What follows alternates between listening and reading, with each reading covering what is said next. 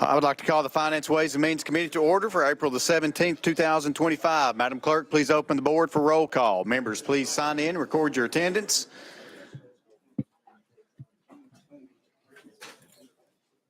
Has everyone recorded their attendance? Does anyone need more time?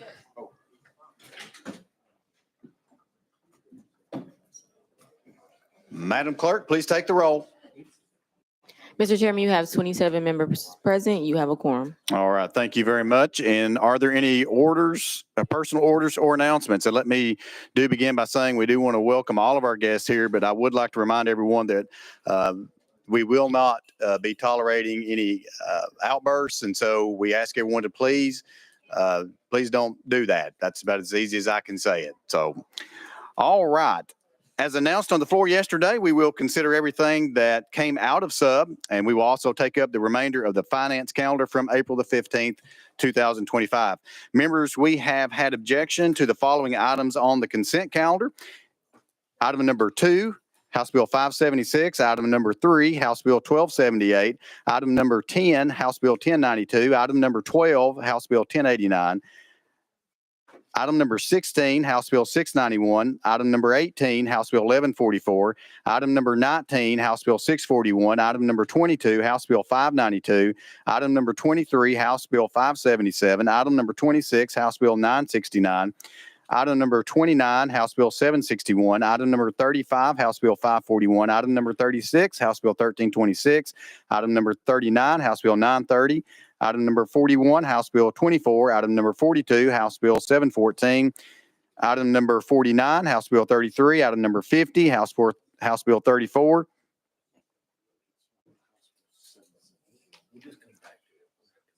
Item number 51, House Bill 1181. Item number 52, House Bill 653. Item number 53, House Bill 132. Item number 54, House Bill 479.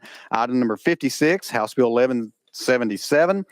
House Bill 1232, which is item number 58. Item number 63 is House Bill 322. Item number 64, House Bill 894. Item number 67, House Bill 370. Item number 69, House Bill 915. Item number 70, House Bill 1163. What was the one? Item number 14, House Bill 55.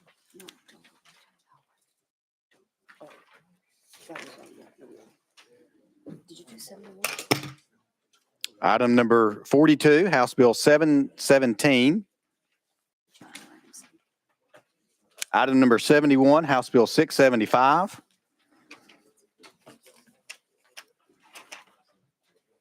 All right, are we clear on those? And those are the items that have been objected to on the consent calendar. Chairman Williams, you're recognized. Thank you, Mr. Chairman. I move passage of the consent calendar, the remaining consent calendar. All right, that's a proper motion, and that has been seconded. Any discussion? Hearing none, seeing none. Are we ready to vote on the consent calendar? Any objection to the consent calendar? Hearing none, seeing none. Are we ready to vote on the consent calendar for the consent calendar dated for April 17, 2025? Hearing none, seeing none. Madam Clerk, please open the board. All those in favor of the consent calendar moving on to calendar and rules, please vote aye. Any opposed, please vote no. Has everyone voted? Would anyone like to change their vote? Hearing none, seeing none. Madam Clerk, please take the vote. Mr. Chairman, you have 27 ayes, 0 noes. The ayes have it. The consent calendar moves on to calendar and rules. All right, members, that brings us to the items of today's calendar. And we will begin with item number 2. That's going to be House Bill 576 by Chairman Doggett. You have a motion and a second. It looks like we do have an amendment. It was untimely filed. Any objection to the untimely filed? Hearing none, seeing none. We're back on the bill. And I have amendment 7254. Is that correct, Chairman? Yes, sir, it is. You have a motion and a second. Would you like to describe the amendment? Amendment just states one member who is a circuit court clerk. All right, thank you. Members, any discussion on the amendment? Hearing none and seeing none, we're now voting on amendment 7254 on the House Bill 576. All those in favor signify by saying aye. All those opposed, no. The ayes have it. We're back when the bill is amended. Chairman Doggett, you're recognized.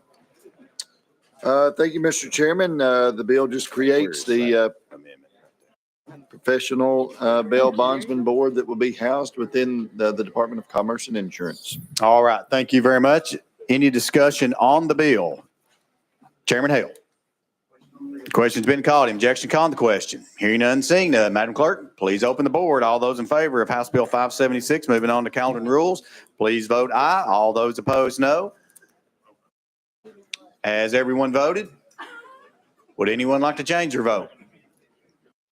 Madam Clerk, take the vote. Mr. Chairman, you have 26 ayes, 1 no. The ayes have it. House Bill 576 moves on to calendar and rules. Members, item number 3 on your calendar, House Bill 1278 by Representative Hill. We have a motion and second on the bill. I do have an amendment timely filed or untimely filed by Chairman Hicks. So without objection, we're going to vote on Amendment Drafting Code 7424. We have a motion, second. Thank you, Zachary. We have a motion, second on the amendment. All those in favor of Amendment Drafting Code 7424, say aye. Aye. All those opposed, vote no. The amendment goes on the bill. You want to hit the gavel? House Bill. Chairman Hill, you are recognized on House Bill 1278 as amended. Thank you, Mr. Chairman. The House Bill 1278 as amended just allows loan Who charges, says we can't? which are fees and other costs associated with loan processing, to be included in the $110 million fund for counties to pay their interest for bonds for relief from Hurricane Helene.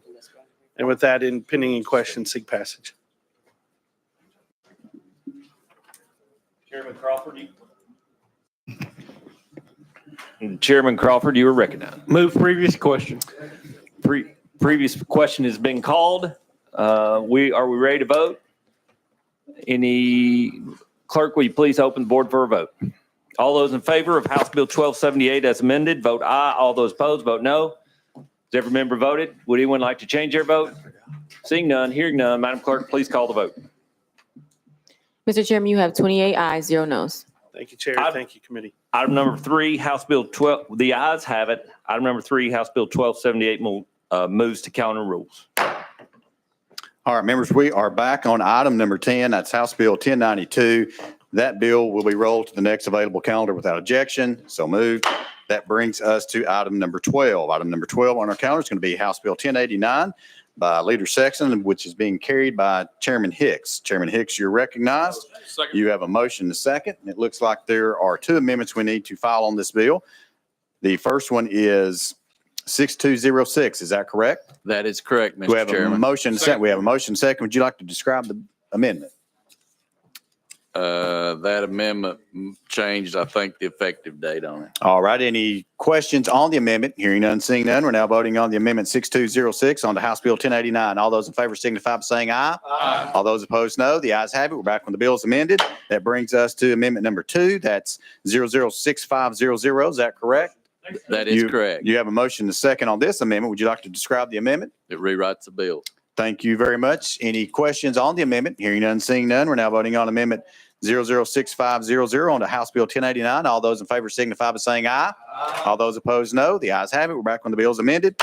Chairman Hicks, you're recognized. Thank you, Mr. Chairman. This bill aims to ensure that individuals convicted of certain criminal offenses undergo mental health evaluations as part of their court sentencing process. Thank you, Mr. Chairman. Thank you, Chairman. Members, you've heard the description and discussion. Leader Camper, you're recognized. Thank you, Mr. Chairman.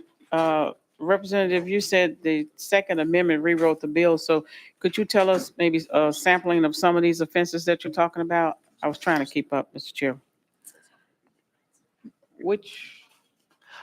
Chairman Hicks, you're recognized. Thank you, Mr. Chairman. Some of the offenses would be like child abuse, domestic abuse, or cruelty to animals. That would be some of the offenses that these folks would commit that we could do the mental health evaluation. Leader Camper. Thank you, Mr. Chairman. And this includes children and adults alike, I mean juveniles, adults alike, and who would be doing these evaluations? Chairman Hicks. Thank you, Mr. Chairman. The Department of Mental Health and Substance Abuse is in charge of whoever does the mental evaluations. They will be doing them. And this is, as far as I know, only for adults. Leader Camper. Lastly, Mr. Chairman, thank you. And then, is there some report that comes back or come back to us or any reporting done on this? Chairman Hicks. Thank you, Mr. Chairman. There will be a report, especially after we get the number of folks that will be using this mental health evaluation. And then we're trying to figure out too, how many folks will be able to pay for this themselves. And that way the department doesn't have to pay for it. So there will be a report coming back to both House and Senate. Leader Camper. Thank you, Mr. Chairman. Thank you, Chairman Hicks. Thank you, Representative Capley. Question's been called. Objection calling the question. Hearing none and seeing none. Are we ready to vote? Madam Clerk, please open the board. All those in favor of House Bill 1089, moving on to calendar and rules, please vote aye. Any opposed, please vote no. Has everyone voted? Would anyone like to change their vote? Madam Clerk, please take the vote. Mr. Chairman, you have 28 ayes, 0 nos. The ayes have it. House Bill 1089 moves on to calendar and rules. That brings us to item number 16 on our calendar. Item number 14, I'm sorry. Item number 14 on our calendar, and that's House Bill 55 by Leader Lamberth. We have a motion and a second. Sir, you're recognized. Thank you, Mr. Chairman. I stand ready for questions. Any discussion on the bill? Hearing none and seeing that, Leader Camper, you're recognized. Thank you, Mr. Chairman. I went to 16. So, Leader, could you explain us a little bit about what we're doing with this bill? Leader Lamberth. I went to 16 initially. Go ahead. I'm trying to get there. Would Thank you. Give me a brief explanation? Madam Thank Leader, you. it's the Peace Act. It makes a variety of changes within the criminal code. Leader Camper. You said the peace as in peace post training? Leader Lamberth. As in protecting everyone against crime and extremism. Leader Camper. Okay. Everybody.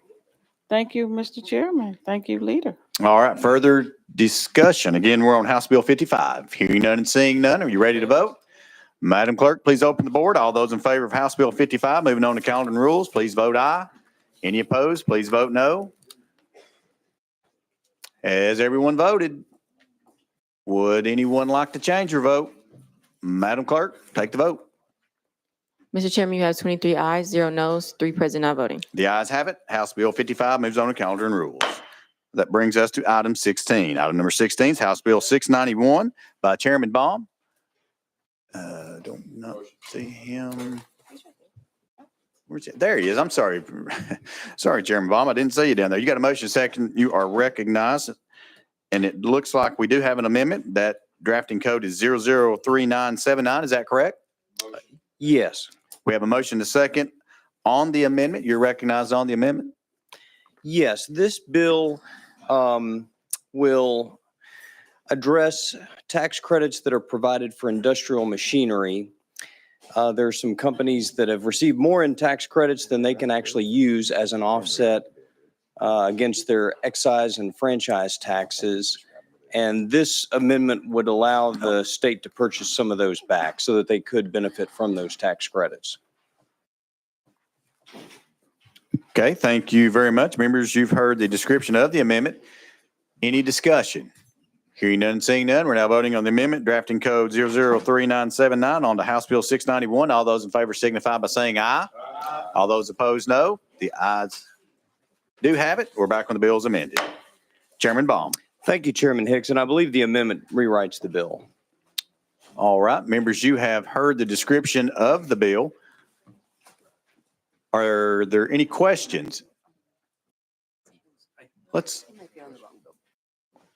Chairman Williams, you're recognized. Thank you, Chairman Baum. Just to make sure we understand, I think the bill you just described was a different bill. This bill has to do with the year-end filings as it relates to F&E tax for those loans that were out there. The one you previously described, I'm going from memory, is one in regards to an automotive company, and this bill that we have before us is the other. Chairman Baum. You're right. These are back-to-back bills, and I had the wrong folder on top. I'm sorry. Thank you. All right. Chairman Baum, let's get a description, if you don't care. Let's get a description from you for that particular bill. If you don't mind, again, that's House Bill 691. Yes, and what I'm describing now is Amendment 3979 on House Bill 691. This concerns the Community Investment Tax Credit. That is a tax credit that financial institutions can use to offset a portion of their excise and franchise taxes. It's measured based on the amount of outstanding loan balance that they have to housing authorities on December 31st of the calendar year. And what this bill would do is it would measure those loans throughout the year rather than just measuring them on December 31st, so that it wouldn't be possible to time when these loans are made to get as large a tax credit as possible. Instead, the tax credit would be based more evenly on the amount loaned to housing authorities by these financial institutions over the course of the full calendar year. All right. Thank you, Chairman and members. Just to make sure we're all on the same page. So the amendment was described correctly. It was the bill that got us a little bit off track. And thank you, Chairman Baum, for that explanation. Members, any discussion? Again, we are on House Bill 691. Hearing none and seeing none. Are we ready to vote? Madam Clerk, open the board. All those in favor of House Bill 691, moving on to calendar and rules, please vote aye. Any opposed, please vote no. Has everyone voted? Would anyone like to change your vote? Madam Clerk, take the vote.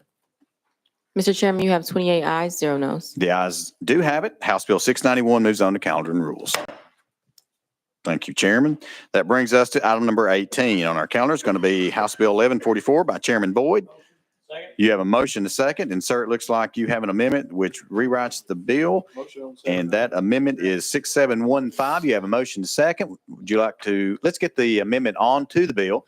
Without objection, we are now voting on amendment 006715 on to House Bill 1144. All those in favor signify by saying aye. Aye. All those opposed, no. The ayes do have it. We're back on the bill as amended.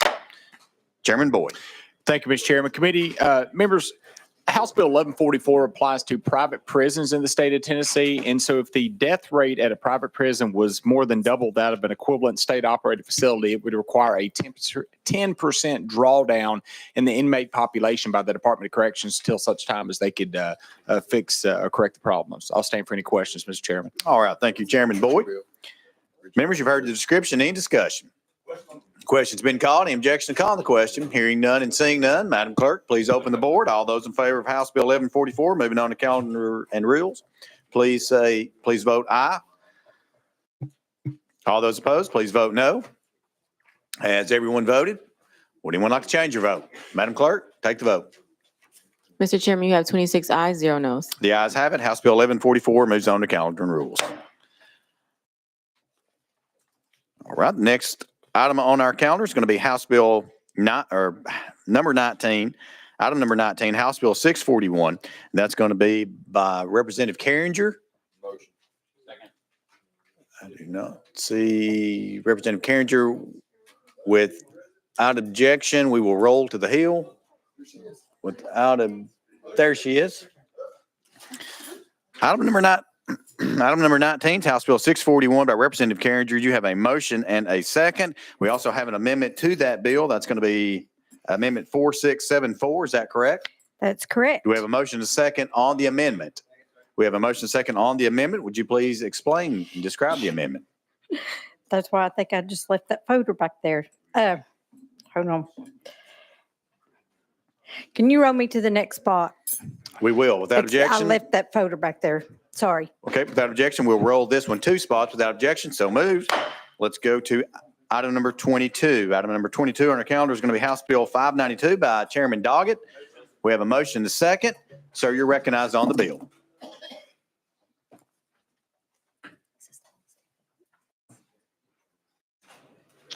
Mr. Chairman, can we roll this one space?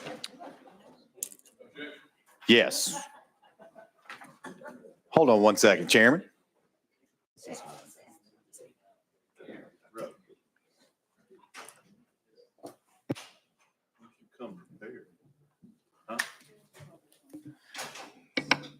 Members, we're going to roll this one spot. So without objection, House Bill 592 rolled one spot. That brings us to item number 23. Item number 23 on our calendar is going to be House Bill 577 by Chairman Doggett. We have a motion to second. There's also an amendment, drafting code 004877. We have a motion to second on the amendment. We have a motion to second. That rewrites the bill. So let's go ahead and get this amendment on without objection. Any questions? Hearing none and seeing none. We're now voting on the amendment, drafting code 004877 on the House Bill 577. All those in favor signify by saying aye. All those opposed, no. The ayes have it. We're back when the bill is amended. Chairman Doggett, you're recognized. Me? You're recognized, sir. All right, House Bill thank you very much. 577. Thank you, Mr. Chairman. Committee, we're increasing the Tier 1 and Tier 2 accreditation for our jails, the Tennessee Corrections Institute. Currently, the stipend that they get is $3 and for the Tier 1 and Tier 2 is $6 per day. We're changing it to $6 for Tier 1 and $12 for Tier 2. Hoping that we can get more of our local jails to become accredited with this with a little incentive. All right. Thank you, Chairman Doggett. Members, you've heard the description of House Bill 577. Any discussion? Hearing none and seeing none. Are you ready to vote? Madam Clerk, please open the board. All those in favor of House Bill 577, moving on to calendar and rules, please vote aye. All those opposed, no. Has everyone voted? Would anyone like to change your vote? Madam Clerk, take the vote. Mr. Chairman, you have 28 ayes, 0 noes. The ayes have it. House Bill 577 moves on to calendar and rules. That brings us back to item number 22. Item number 22 is going to be House Bill 592 by Chairman Doggett. You're recognized. Thank you, Mr. Chairman. I'm going to take this bill off notice. All right, without objection, so moved. Thank you, sir. That brings us to item number 19. Item number 19 on our calendar is going to be House Bill 641 by Representative Carringer. We've had a motion and a second. We've gotten an amendment. Amendment 4674. We have a motion and a second. Would you please describe the amendment? Thank you, Chairman and Committee. I'm so sorry I had it, but I wanted to make sure I said exactly correct. The amendment just adjusts the base funding by 1% instead of the 3% that was on there, the original. All right. Thank you very much, members. You've heard the description of the amendment. Any discussion? Hearing none and seeing none. We're now voting on the amendment, drafting code 004674 on the House Bill 641. All those in favor signify by saying aye.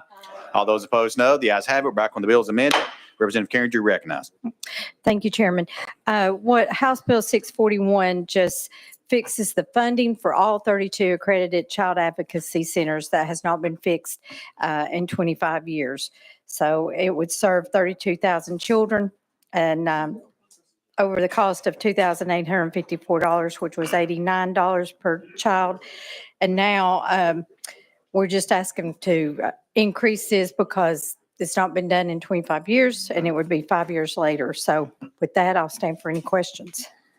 Thank you very much, members. You've heard the description of House Bill 641. Any discussion? Hearing none and seeing none. Are you ready to vote? Madam Clerk, please open the board. All those in favor of House Bill 641 moving on to calendar and rules, please vote aye. All those opposed, no. Has everyone voted? Would anyone like to change your vote? Madam Clerk, take the vote. Mr. Chairman, you have 27 ayes, 0 noes. The ayes have it. House Bill 641 moves on to calendar and rules. Thank you, Chairman and Committee. Thank you. Item number 26 on our calendar is going to be Chairman Hawk. We have a motion to second. We have a motion to second. And Chairman Hawk, it looks like that we do have. That's the only one we're running. Okay. And Chairman Hawk, it looks like we do have an amendment drafting code 006997. Is that correct, sir? That is correct. And that amendment does rewrite the bill. So let's get the amendment on. We have a motion to second. Any discussion on the amendment? Hearing none, seeing none. We're now voting on the amendment drafting code 006997 on the House Bill 969. All those in favor signify by saying aye. Aye. All those opposed, no. The ayes have it. We're back when the bill is amended. Chairman Hawk, you're recognized. Thank you, Mr. Chairman, members. This is the bill, the vehicle that is being used to allocate the sales taxes on tires to the transportation fund. That is what the amendment states as it is rewritten the bill. Stand for any questions. Thank you, Chairman. Members, you've heard the description. Any discussion? Leader Camper recognized. Thank you, Mr. Chairman. Thank you, Chairman Hawk, for this bill. I know for a long time we talked about highway funding and talked about, the backlog of projects for TDOT, and this is, not going to solve the problem, but I think it goes a long way. I appreciate that it's dedicated funding, that, funding stream for them. And I know how passionate you've been about this over the years, so kudos to you for all your hard work, and Chairman Hall. appreciate what you're doing. Thank you. Thank you, Leader Camper. And I'm not going anywhere. I'll come back next year, try to get $1 billion again recurring. So. Yes. Second. I'll find out. Thank you, Mr. Chairman. All right. Further discussion. Hearing none, seeing none. Are we ready to vote? Madam Clerk, please open the board. All those in favor of House Bill 969, moving on to calendar and rules, please vote aye. All those opposed, no. Has everyone voted? Would anyone like to change their vote? Madam Clerk, take the vote.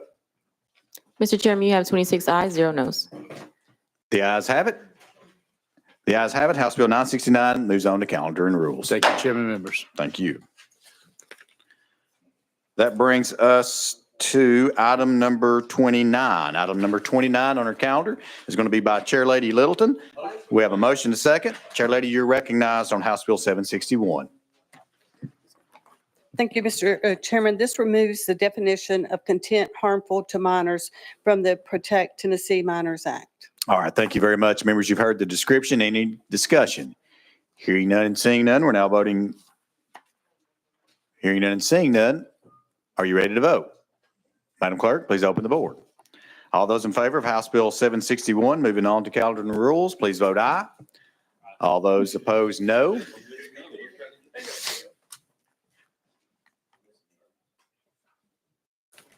Has everyone voted? Would anyone like to change your vote? Madam Clerk, take the vote. Mr. Chairman, you have 27 ayes, 0 noes. Thank you. The ayes do have it. House Bill 761 moves on to calendar and rules. Thank you, Mr. Chairman and committee. Thank you. All right, that brings us to item number 35. Item number 35 on our calendar is going to be House Bill 541 by Chairman Vaughn. You have a motion and a second. You are recognized for a description.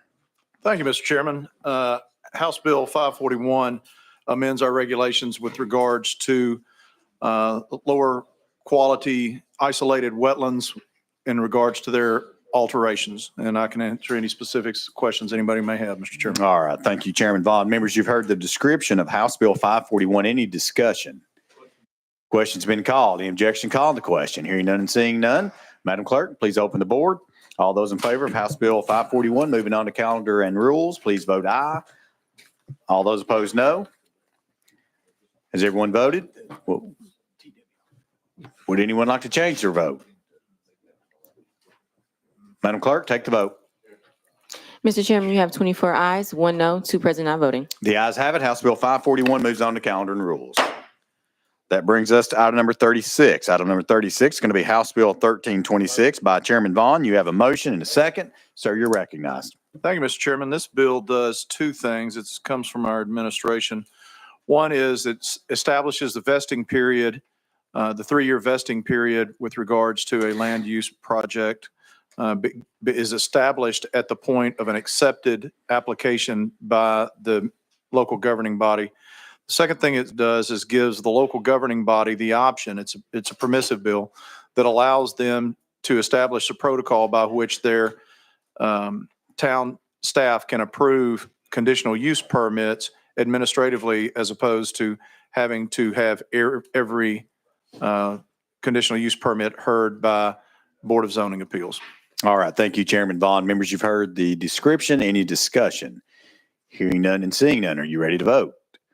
Madam Clerk, please open the board. All those in favor of House Bill 1326, moving on to calendar and rules, please vote aye. All those opposed, no. Has everyone voted? Would anyone like to change their vote? Madam Clerk, take the vote. Mr. Chairman, you have 25 ayes, 2 noes, 1 present not voting. The ayes have it. House Bill 1326 moves on to calendar and rules. Thank you, Chairman. That brings us to item number 39. Item number 39 on our calendar is going to be House Bill 930 by Chairman White.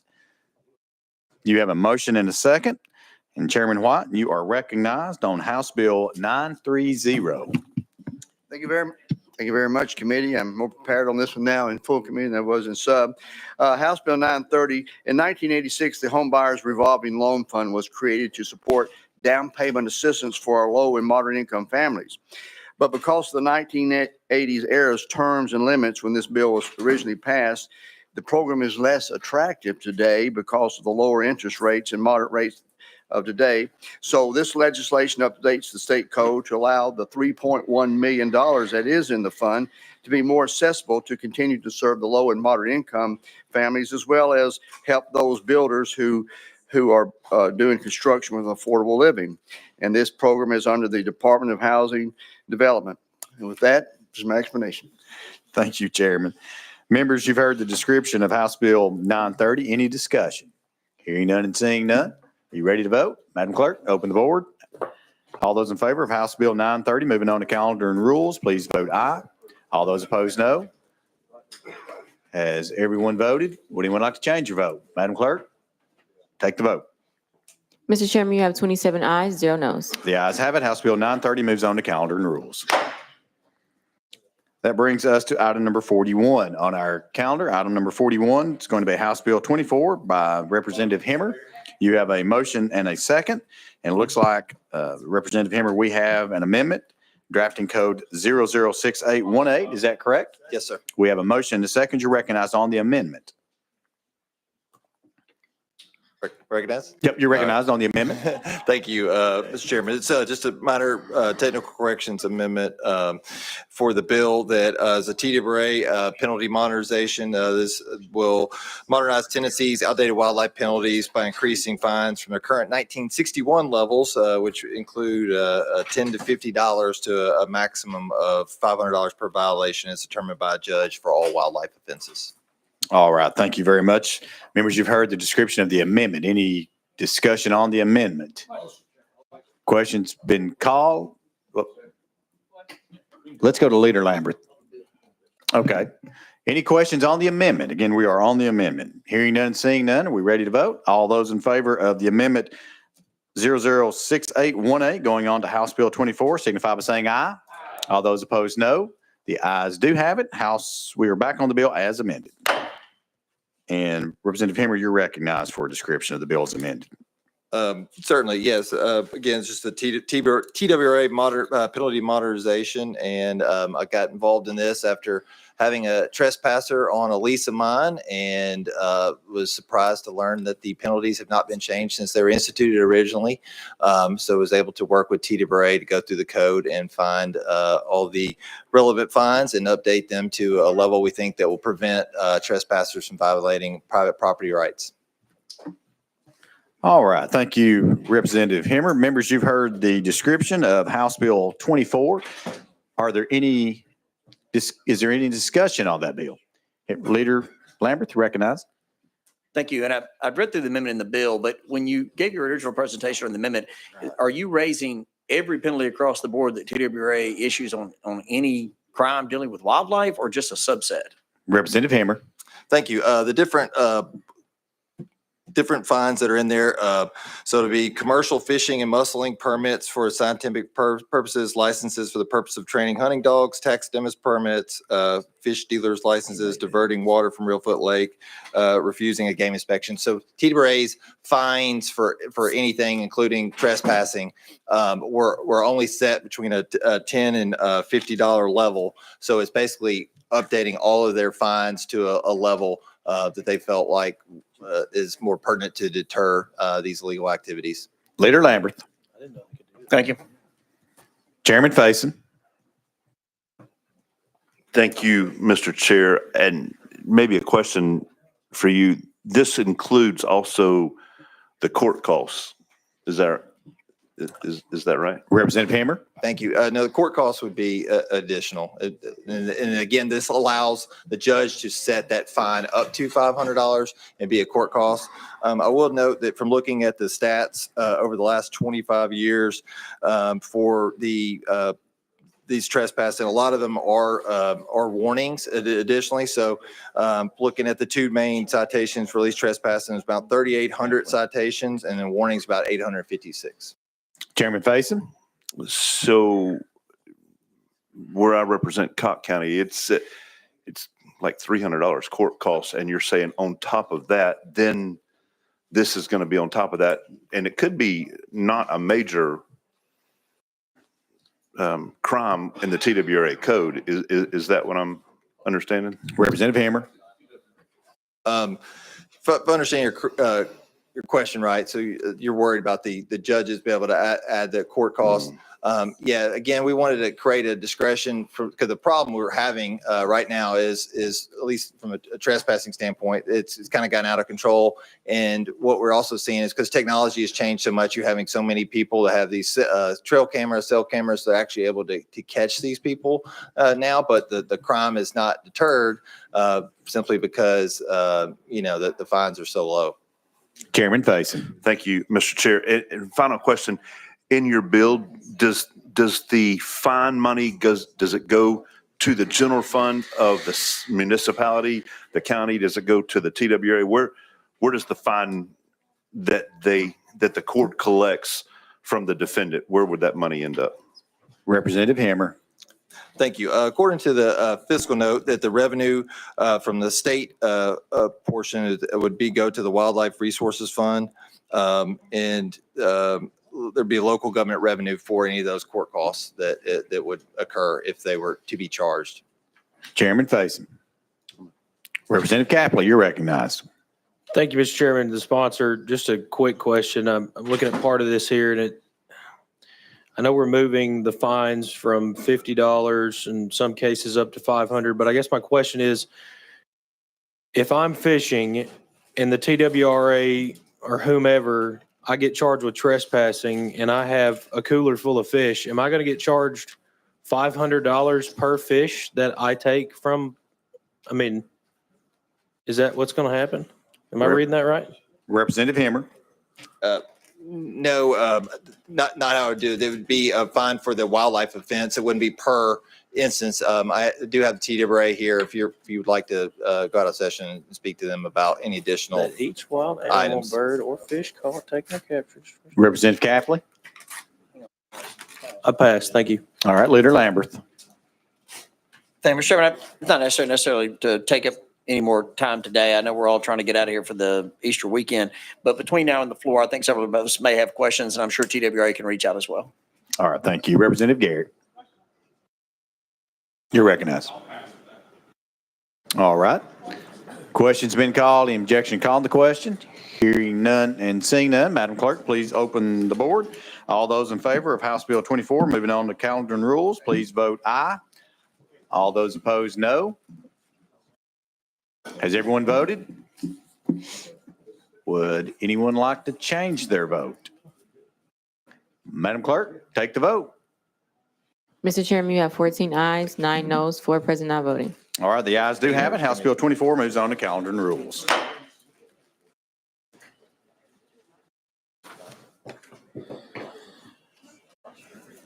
Members, next on your calendar, item number 42, House Bill 717 by Representative Jones. Motion. We have a motion and second on the bill. Representative Jones, I think Chairman Hicks has an amendment that is filed on this bill, drafting code 7509. Do you have a motion and second on the amendment? Second. We have a motion and second on the amendment. Chairman Hicks, this does rewrite the bill, so we're going to put the amendment on. All those in favor of amendment drafting code 7509, say aye. Aye. All those opposed, vote no. The ayes have it. Amendment drafting code 7509 is on the bill. Chairman or Representative Jones, you are recognized on House Bill 717. So I think Representative Hicks has the amendment that rewrites the bill, so can Yes, I and refer I to him for outran. explanation? Thank you, Representative. I did outrun my headlights a little bit there, but Chairman Hicks, you're recognized on the amendment that made the bill as we're amended to. Thank you, Mr. Chairman, and this does rewrite the bill. And so the amendment and the bill now simply extends the termination date of the Alzheimer's and Dementia Respite Care pilot program from December 31st, 2025 to December 31st, 1st, 2026. And again, I do want to thank Representative Jones. Again, she had the vehicle in which we were able to extend the respite care program. Not the original intent of the bill, but certainly was, I do appreciate her allowing me to be able to use it to extend this program. Again, a bill that Chairman Williams passed a couple years, I guess it was last year. 2 years. 2 years ago. So I want to thank him and her and all those. And again, I mentioned this in sub earlier, but I do want to thank also Jackson Nolan, a young college student here in Vanderbilt that actually brought the bill to Representative Jones. And so I want to let him know, as it was written in its original form, I do look forward to working with them to hopefully get the original bill across the finish line. But I'm certainly proud of this bill and certainly proud of Representative Jones for carrying it. Thank you. Thank you, Chairman Hicks. Representative Jones? I'd just like to say that I'm real happy that we can continue to help this, in this space with these folks that face so much trauma and so much devastation in their lives. So, yes. Thank you. The question's been called. Are we ready to vote?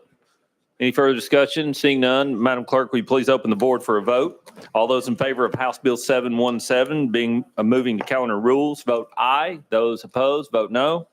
Would anyone like to change their vote? Has everyone voted? Madam Clerk, please call the vote. Mr. Chairman, you have 27 ayes, 0 noes. The ayes do have it. House Bill 717 moves to calendar rules. Thank you, Chairman and Committee. All right, that brings us to item number 49 on our calendar. That is going to be House Bill 33 by Vice Chair Gillespie. You have a motion and a second. You recognize from the bill, sir. I will say your food. Mr. Chairman and Way committee, more. what this bill is essentially it changes the process of bail for a violent crime or the use or display of a firearm. And if the judge decides to release you on your own recognizance, this would require that judge to put in the record written findings as to why he is why they are doing a ROR as opposed to some sort of bond.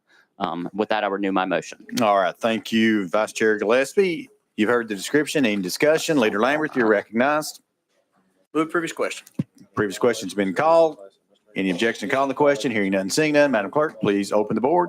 All those in favor of House Bill 33 moving on to calendar and rules, please vote aye. All those opposed, please vote no. Has everyone voted? Would anyone like to change their vote? Madam Clerk, take the vote. Mr. Chairman, you have 24 ayes, 0 noes, 1 present not voting. The ayes have it. House Bill 33 moves on to calendar and rules. That brings us to item number 50, House Bill 34 by Vice Chair Gillespie. We have a motion and a second. We have a motion and a second. Sir, it looks like we've got an amendment that rewrites the bill. That's drafting code 005127. Is that correct? Yes. All right, we have a motion and a second. We do have a motion and a second. Let's go ahead and get this amendment onto the bill since it does rewrite. Any questions on the amendment? Hearing none and seeing none, we're now voting on amendment 005127 onto House Bill 34. All those in favor signify by saying aye. All those opposed, no. The ayes do have it. We're back on the bill as amended. Vice Chairman Gillespie, you're recognized. Thank you so much, Mr. Chairman. What this bill does, it would allow juvenile records to be accessed for young adults in adult court. Essentially, what's happening right now is you could have a 22-year-old that maybe carjacked someone, and they may have a juvenile record with the same offense. And right now, that judge does not have access to that juvenile information when determining what the bail would be. This would only be for a 5-year look-back period. So if you're older than 23, that would not apply to you. And with that, I renew my motion. All right. Thank you, Vice Chair Gillespie. Members, you've heard the description. Any discussion? Leader Lamberth, you're recognized. Move previous question. Previous questions have been called. Objection to calling the question? Hearing none and seeing none. Madam Clerk, please open the board. All those in favor of House Bill 34 moving on to calendar and rules, please vote aye. All those opposed, please vote no. Has everyone voted? Would anyone like to change their vote? Madam Clerk, take the vote. Mr. Chairman, you have 24 ayes, 3 noes. The ayes do have it. House Bill 34 moves on to calendar and rules. Next on your calendar, item number 51, House Bill 1181 by Chairman Hicks of Washington. We have a motion and second. We do have an untimely filed amendment or it's timely now, sorry. Timely filed amendment, drafting code 7417. We have a motion and second. We're going to put that amendment on. All those in favor of House Amendment 7417, say aye. All those opposed, the amendment is back on the bill. Chairman Hicks of Washington, you are recognized on House Bill 1181 as amended. Thank you, Mr. Chairman. This bill extends the sales tax exemption on the equipment that broadband providers buy or lease to build their networks in Tennessee. Thank you, Mr. Chairman. Thank you, Chairman Hicks of Washington. Any discussion on the bill? Leader Camper. Thank you, Mr. Chairman. Thank you, Chairman Hicks, for this bill. How long did we extend it for, 2 or 3 years? Just for the record. This is, thank you, Mr. Chairman Hicks. This is extended for 1 year. 1 year. Okay, thank you, Mr. Chair. Thank you. Any further discussion? Seeing none, are we ready to vote? Madam Clerk, will you please open the vote? All those in favor of House Bill 1181 as amended, vote aye. Those opposed, vote no. Has every member voted? Would anyone like to change their vote? Seeing none, hearing none. Madam Clerk, please call the vote. Mr. Chairman, you have 28 ayes, 0 noes. The ayes do have it. House Bill 1181 moves to calendar and rules. All right, that brings us to item number 52. That's House Bill 653, also by Chairman Hicks. You have a motion and a second. Sir, I think you have an amendment which rewrites the bill. No, it does not rewrite the bill. I'm sorry. That is drafting code 007757. Is that correct? That is correct, Mr. Chairman. You have a motion and a second. Would you like to describe the amendment? Sure, Mr. Chairman. Thank you. Let me back up just a second. That was an untimely filed amendment. Any objection to hearing an untimely filed? Hearing none, we're back on the bill. We have a motion second on the amendment. We have a motion second on the amendment. Again, that is drafting code 007757. Mr. Chairman. Thank you, Mr. Chairman. This amendment clarifies that campaign funds may be used to defend civil lawsuits concerning a candidate's nomination for election, and that expressly prohibits the use of campaign funds for legal and associated expenses concerning criminal matters involving a candidate or office holder. Thank you, Mr. Chairman. That's what the amendment does. All right. Thank you for this description of the amendment. Any questions on the amendment? Hearing none and seeing none. We're now voting on Amendment 007757 on the House Bill 653. All those in favor signify by saying aye. Aye. All those opposed, no. The ayes have it. We're back on the bill as amended. Chairman Hicks, you're recognized on the bill. Thank you, Mr. Chairman. House Bill 653 makes minor changes to help the Tennessee Registry of Election Finance with efficiency and transparency. All right. Thank you very much. Members, any discussion on the bill? Representative Parkinson. Thank you, Mr. Chair. I'm highly interested in this bill. Can you give me a little bit more detail on what it does for that transparency and efficiency? Chairman Hicks. Thank you, Mr. Chairman. Representative, it does several things in campaign finance, just clarifies, makes a little bit more transparency. It does allow for political campaign committees to pay an annual $150 registration fee that will help offset the cost of those campaign committees. Probably one of the largest things that this bill does is it eliminates both individual and aggregate limits for political campaigns controlled by a political party or by a caucus of such political party established by either house of the General Assembly. Amen. Thank you, sir. Appreciate you. Thank you, Mr. Chairman. Thank you. All right. Thank you. Members, any more discussion on the bill? Hearing none and seeing none. Are we ready to vote? Madam Clerk, please open the board. All those in favor of House Bill 653, moving on to calendar and rules, please vote aye. All those opposed, please vote no. Has everyone voted? Would anyone like to change their vote? Madam Clerk, take the vote. Mr. Chairman, you have 27 ayes, 0 noes, 1 present not voting. All right, the ayes do have it. House Bill 653 moves on to calendar and rules. All right, that brings us to Speaker Zachary. That's item number 53, House Bill 132. We have a motion and a second, and sir, we do have an amendment. It rewrites the bill, and that is drafting code 0058889. Is that correct? Yes, sir. We have a motion and a second. Let's go ahead and get the amendment on. Any questions on the amendment? Hearing none and seeing none, we're now voting on amendment 0058889 onto House Bill 132. All those in favor signify by saying aye. All those opposed, no. The ayes have it. We're back when the bill is amended.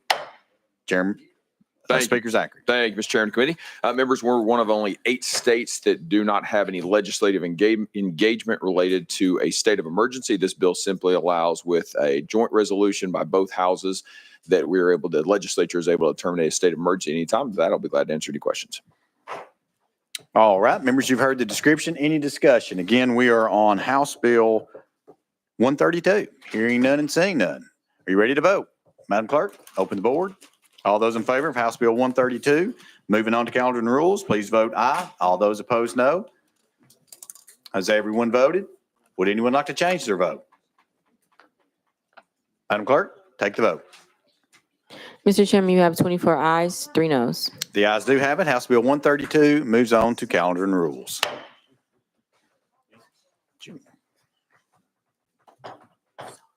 No, you're fine. Item number 54 on your calendar, House Bill 479 by Chairman Hicks. We have a motion and second on the bill. Do have an amendment, drafting code 5129. Is that correct? Yes, sir. Thank you. Can I have a motion and second on the amendment? We have a motion and second on the amendment. We're going to put that amendment on without objection. All those in favor of amendment drafting code 5129, say aye. All those opposed, amendment drafting code 5129 goes on the bill. We're back on the bill as amended. Chairman Hicks, you are recognized on House Bill 479. Thank you, Chairman and members. As amended, House Bill 479 enacts the Tennessee National Guard Service Members Medical Readiness Act. It establishes a TRICARE premium reimbursement program within the military department to assist eligible Tennessee National Guardsmen with healthcare costs. It also authorizes reimbursement grants for eligible service members who pay premiums for TRICARE Reserve Select or TRICARE Dental Program coverages. I stand ready to answer any questions. Thank you, Chairman Hicks. Any discussion on the bill? Question's been called. Are we ready to vote? Clerk, will you please open the board for a vote? All those in favor of House Bill 479, moving to calendar rules, please say, vote aye. Those opposed, vote no. Has everyone voted? Would anyone like to change their vote? Seeing none, hearing none. Madam Clerk, please call the vote. Mr. Chairman, you have 26 ayes, 0 noes. And I forgot to vote.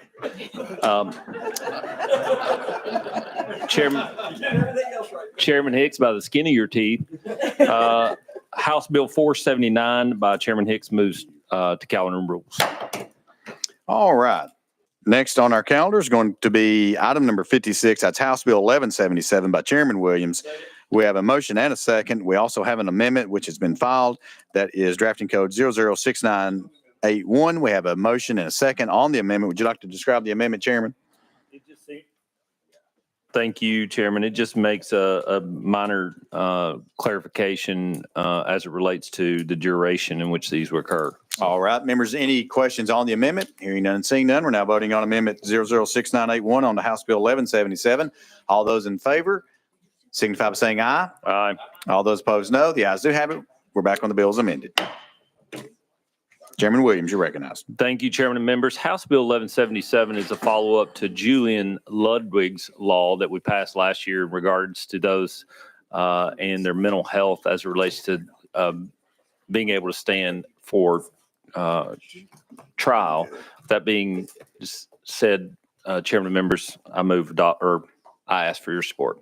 All right. Members, you've heard the description of the bill. Any discussion? Question's been called. Any objection to calling the question? Hearing none, seeing none. Are you ready to vote? Madam Clerk, please open the board. All those in favor of House Bill 1177 moving on to calendar and rules, please vote aye. All those opposed, no. Has everyone voted? Chairman Williams, would anyone like to change your vote? Madam Clerk, take the vote. Mr. Chairman, you have 28 ayes, 0 noes. All right, the ayes do have it. House Bill 1177 moves on to calendar and rules. Thank you, Chairman. That brings us to item number 58 on our calendar. That's going to be House Bill 1232 by Leader Lamberth. You have a motion and second. You're recognized, sir. Thank you, Mr. Chairman. Members? Sorry, we were in a side conversation. This is the fentanyl bill. All right, members, you've heard the description. Any discussion? Question's been called. Any objection to calling the question? Hearing none, seeing none. Madam Clerk, please open the board. All those in favor of House Bill 1232, moving on to calendar and rules, please vote aye. All those opposed, please vote no. Williams. Nope. We got to have Chairman Williams come back up and vote.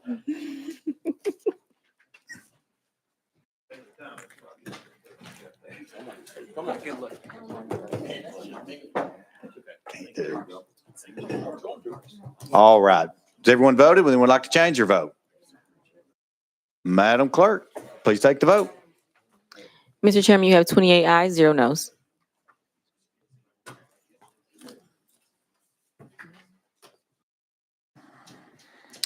All right. Thank you very much. And the ayes do have it. And House Bill 1232 moves on to calendar and rules.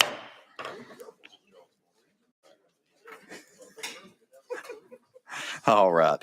We're on item number 63. Item number 63 is House Bill 322 by Chairman Todd.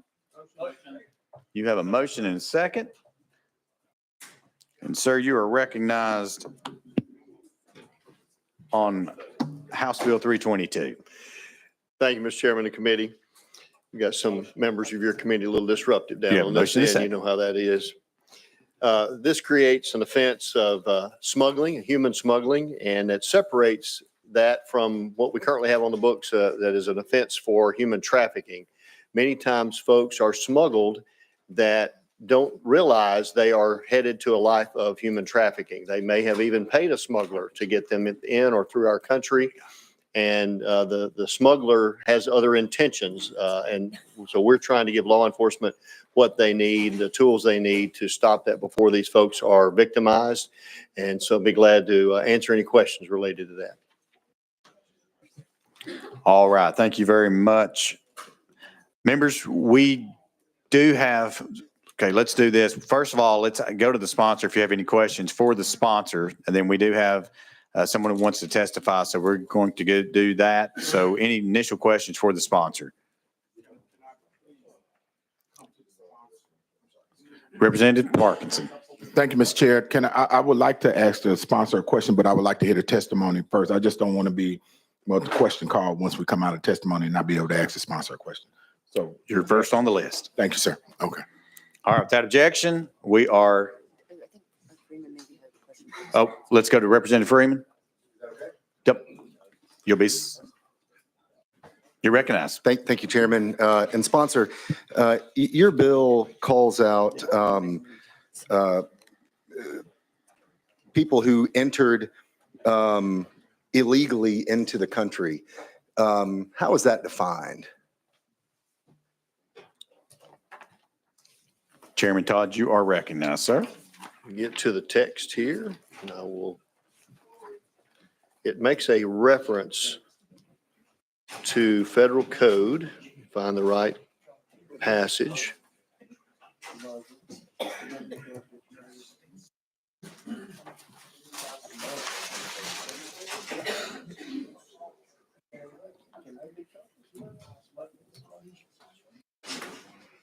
This is as determined by the Bureau of Immigration and Customs Enforcement of the United States Department of Homeland Security.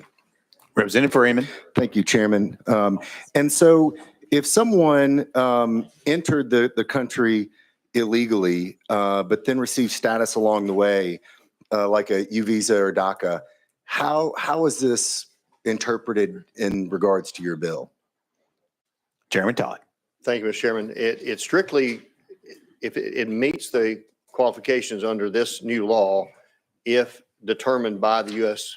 Officials. So whatever their rules are, if they say a person is here legally under some status, they are allowed to be here, then if they're being smuggled, I mean, if they paid someone, if there's a truckload of 20 individuals pulled over on the interstate and they are with someone that is known to be part of, let's say, a cartel that puts people into trafficking, this law will give them the ability to help those folks out and arrest that smuggler and deal with them for smuggling into trafficking, where right now they actually have to wait till they're being trafficked. So they'll have to wait till that crime is being committed before they can address that. Representative Freeman. I'll hear testimony and I may have more questions. Okay, thank you. Representative Love. Thank you, Mr. Chairman. And to the sponsor, I'm looking at the legislation and section 6, where it says, except as provided in subsection, it's an offense for a person to harbor or hide or to assist another in harboring or hiding within this state an individual whom the person knows or should have known was illegally entered or remained in the United States.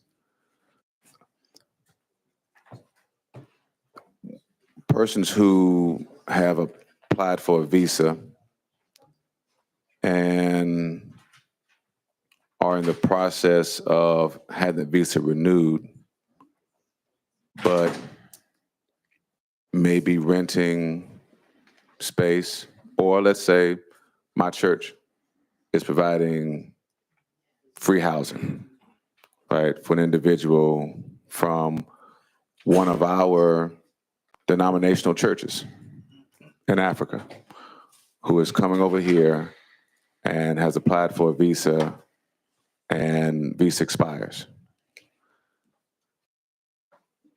Is my church then subject to be considered smuggling or harboring if we don't evict them?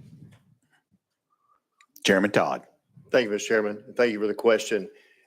If you are receiving financial gain, a personal financial gain, or an entity is receiving some kind of financial gain, then under this version of the bill, you would have to be concealing on purpose, hiding them from authorities, and having some financial gain in order to qualify. Now, there is a Senate version that has now been amended that I will conform to, actually shortens this bill, takes out section 6 and amends section 5 with some different language that where we define harboring to make it very, very clear.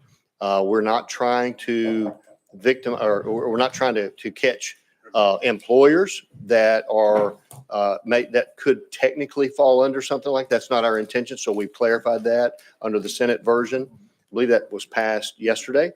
And so I plan to, I just didn't want to, I guess, muddy the water by another amendment coming on in here to try to make the same, I'm going to have to substitute and conform anyway. So I will say that that is being taken care of. Representative Love. Okay, thank you, and I appreciate the clarity on that. I will say I do have concerns that you may end up still catching some faith entities that took it upon themselves to provide shelter for those who are in difficult situations and have come to the country and maybe on a student visa that expires or on a student visa and they graduate and they'd like to stay here for employment, but are in that middle area. And application now is very cumbersome for visas. So I just wanted to lift it up, my concerns about this. One of many, but that's one concern I have. Thank you, sponsor. Thank you, Chairman. Thank you. Representative Garrett. Thank you, Mr. Chairman. I move previous question.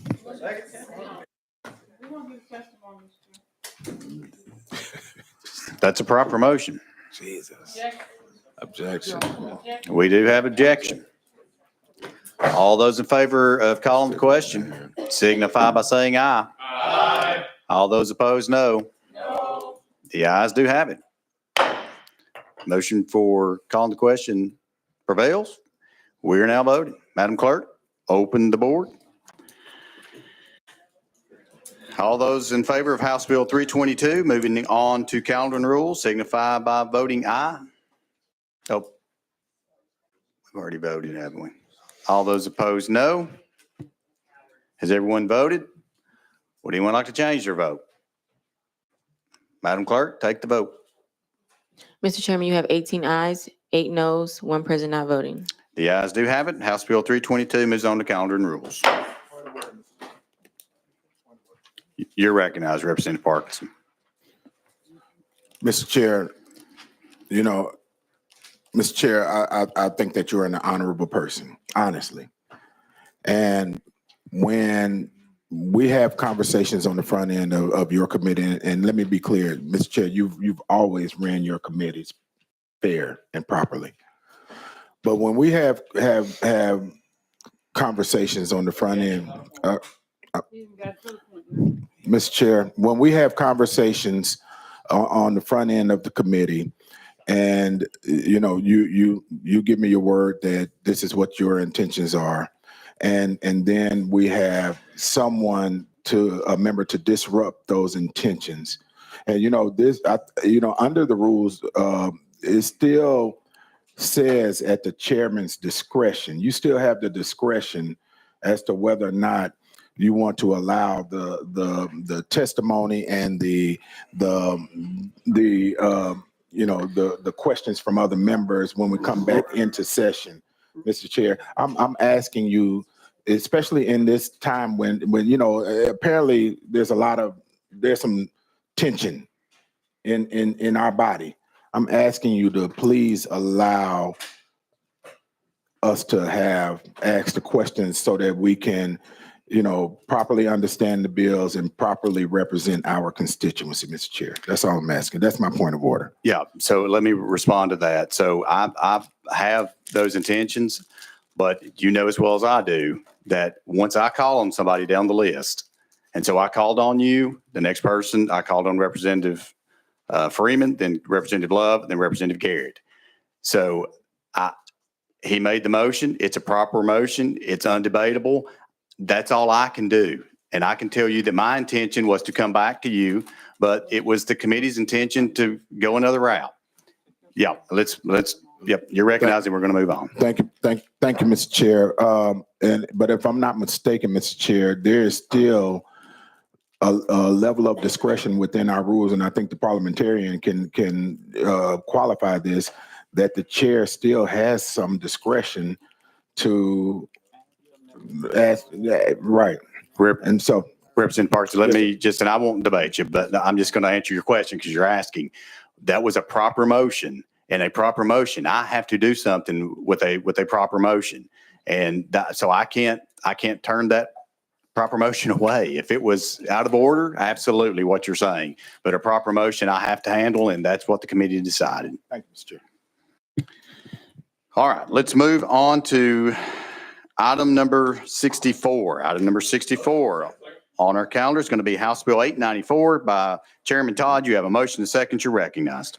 Thank you, Mr. Chairman. And this board, what this bill does is it reconstitutes the Board of Groundwater Management that's existed for, I believe, over 60 years and was sunset. And we are reconstituting that board, making some improvements, not only to the membership of the board so that members know more of when their meetings are going to be, what their authority is, makes that very clear, and also offers some alternates in case folks cannot show up. So with those main points, I will be glad to take any questions. All right. Thank you, Chairman Todd. Members, you've heard the description of House Bill 894. Any discussion? Chairman Grills.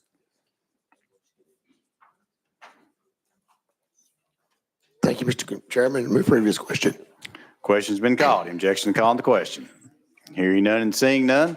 Madam Clerk, open the board. All those in favor of House Bill 894, moving on to calendar and rules, please vote aye. All those opposed, no. Has everyone voted? Would anyone like to change their vote? Madam Clerk, take the vote. Mr. Chairman, you have 19 ayes, 8 noes. The ayes do have it. House Bill 894 moves on to calendar and rules. Thank you. That brings us to item number 67. Item number 67 on our calendar is going to be House Bill 370 by Representative Scarborough. You have a motion and a second. Sir, you are recognized for a description. Well, this bill simply states we're going to complete the communication loop right now, under communication, leaves out the in-person portion, and this will place in, harassment can be done in person to another person. All right, members, you've heard the description. Any discussion on House Bill 370? Hearing none and seeing none, are we ready to vote? Madam Clerk, please open the board. All those in favor of House Bill 370, moving on to calendar and rules, please vote aye. All those opposed, no. Has everyone voted? Would anyone like to change their vote? Madam Clerk, take the vote. Mr. Chairman, you have 26 ayes, 0 noes. The ayes do have it, and House Bill 370 moves on to calendar and rules. That brings us to item number 69 on our calendar. That's going to be House Bill 915 by Chairman Sparks. You have a motion and a second. Chairman, it looks like we have an untimely filed amendment. And so without objection, we're going to take up an untimely filed amendment without objection. So moved. We're on the amendment, drafting code 007705. Is that correct? Yes, sir. Do we have a motion and a second on the amendment? We have a motion and a second on the amendment. You're recognized on. Let's go ahead and get that one put on. It does rewrite. So any question, we have a motion and a second. Any questions on the amendment? Hearing none, seeing none, we're now voting on the amendment, drafting code 007705 onto House Bill 915. All those in favor signify by saying aye. Aye. All those opposed, no. The ayes have it. We're back when the bill's amended. Chairman Sparks, you're recognized. Thank you, Chairman. Committee, many of us have had to take care of aging loved ones. It's personally happened to me with taking care of my mother. Nursing homes are very expensive, averaging about $8,000 to $10,000 a month. What House Bill 915 does is it amends and updates the Tennessee's existing 6-week paid leave policy for state employees to add a family caregiving as a qualifying reason for that leave. This bill would allow state employees to take that leave to support a parent, spouse, child, or grandchild who is at the end of life battling cancer or hospice. With that being said, ask for passage, sir. All right. Thank you, Representative Sparks. Members, you've heard the description. Any discussion? Representative Williams. Questions have been called. Any objection to calling the question? Hearing none, seeing none. Madam Clerk, please open the board. All those in favor of House Bill 915, moving on to calendar and rules, please vote aye. All those opposed, no. Has everyone voted? Would anyone like to change your vote? Madam Clerk, take the vote. Mr. Chairman, you have 26 ayes, 0 noes. The ayes do have it. House Bill 915 moves on to calendar and rules. That brings us to item number 70. Item number 70 is going to be House Bill 1163. We have a motion second. Sir, you're recognized. Thank you, Mr. Chairman. This bill makes the state portion of the base student funding under TISA a direct allocation for charter schools rather than that money passing through the local education agency.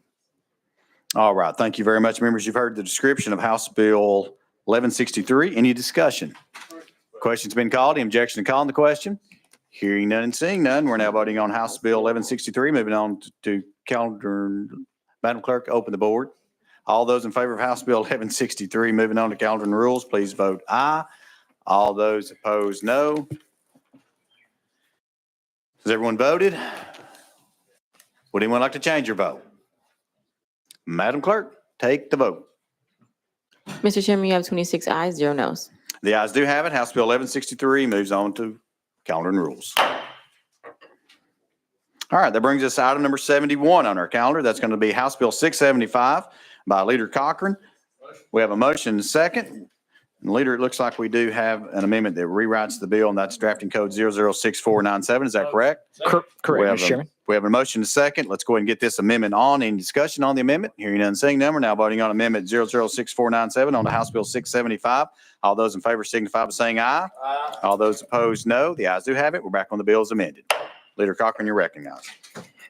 Mr. Chairman, thank you very much. The kind of the 30,000-foot view of this is essentially an actual study, a real study into testing K through 12 in this state to see how we can do it better. I think perhaps we've reached a point of diminishing returns, and so we need to see if we can do this in a more efficient, more effective way for our students. With that, I'll yield any questions. All right. Thank you, Leader. Members, you've heard the description of House Bill 675. Any discussion?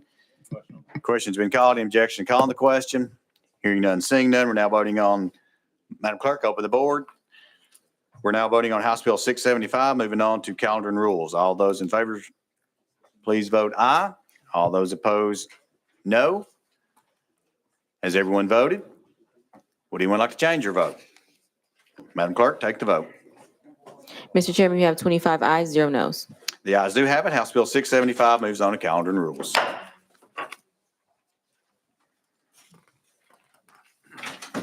Okay.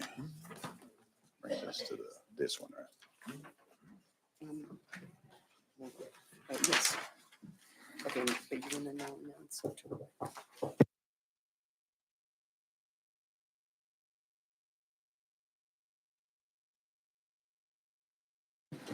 All right, members, that does conclude our consent calendar. We are now moving on to full finance.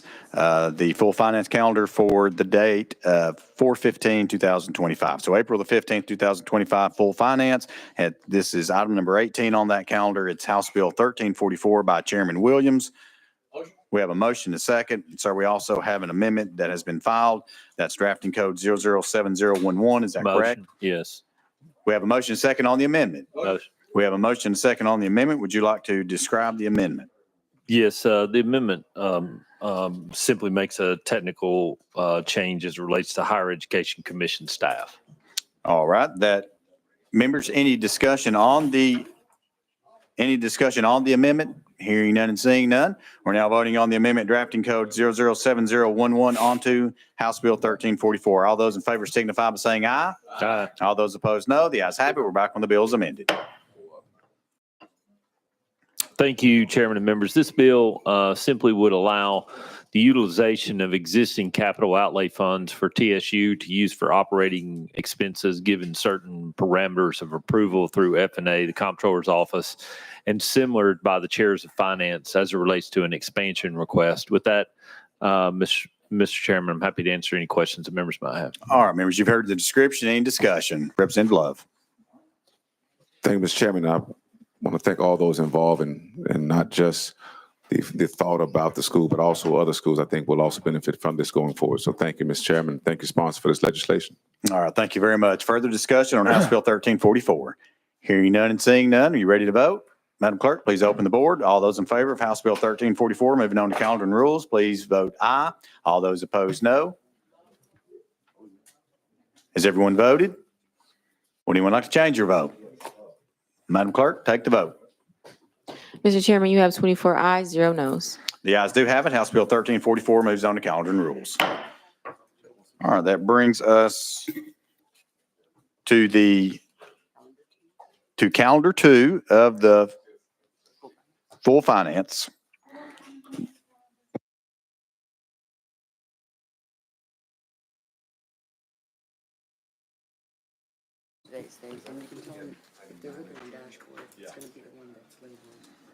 All right, members, just making sure everyone is in the right spot. So this is the calendar dated for full finance. It's dated 4/17, so April the 17th, 2025, 11:45 a.m. will be that calendar. And this very bottom of the dashboard. All right, it's going to be House Bill 919 by Chairman Sapicki. You have a motion to second, sir. You're recognized. Thank you. Thank you, Mr. Chairman and members. Very briefly, what this does is it expands the numbers of members of the Tennessee Board of Regents, the State University Board of Trustees, and University of Tennessee Board of Trustees by 2 members. One member will be appointed by the Speaker of the House. The other member will be appointed by the Lieutenant Governor. And then when the 2 existing members get ready to cycle off the next 2, the Speaker and Lieutenant Governor will have each one of those picks. So the Speaker of the House will have 2 picks on these boards, and the Lieutenant Governor will have 2 picks himself. That's what it does, Mr. Chairman. All right. Thank you very much, Chairman Sapicki. Members, you've heard the description. Any discussion? Representative Love. Thank you, Mr. Chairman. To the sponsor,